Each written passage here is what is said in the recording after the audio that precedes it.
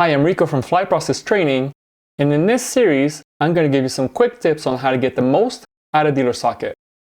This is Socket Hacks.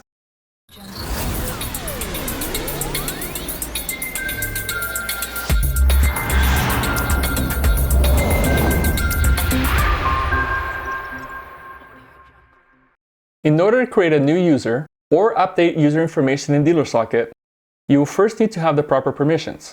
But assuming you already have those, let me show you two ways to add a new user into DealerSocket. To add a new user, you will need to be in the admin menu and have admin permissions. Next, you need to click on Dealership Users to get to the right spot to create a new user. There are two ways you can go about creating a new user. There's the long and hard way by clicking on New and going through the motions of completing every field with the appropriate user information, and if we follow the spirit of this series exploring quick and easy ways of doing things in DealerSocket, I'll only show you the hack.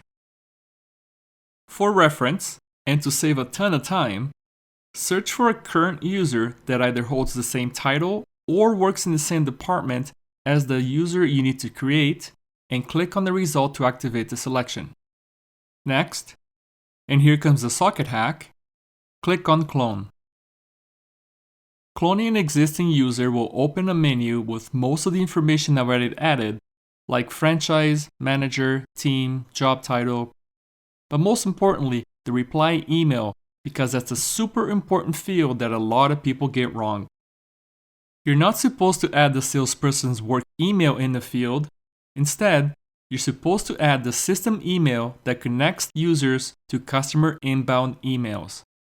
The cloning method prevents you from getting that wrong.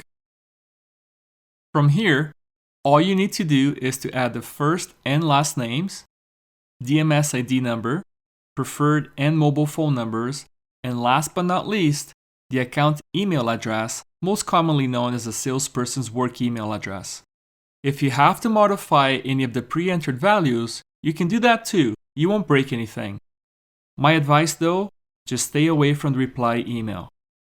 When you're done, click Save and Exit, and that's your socket hack. Thanks for watching this video, and please consider watching the other videos in this series, as the goal here is to empower you with the knowledge so you can make good decisions with your CRM.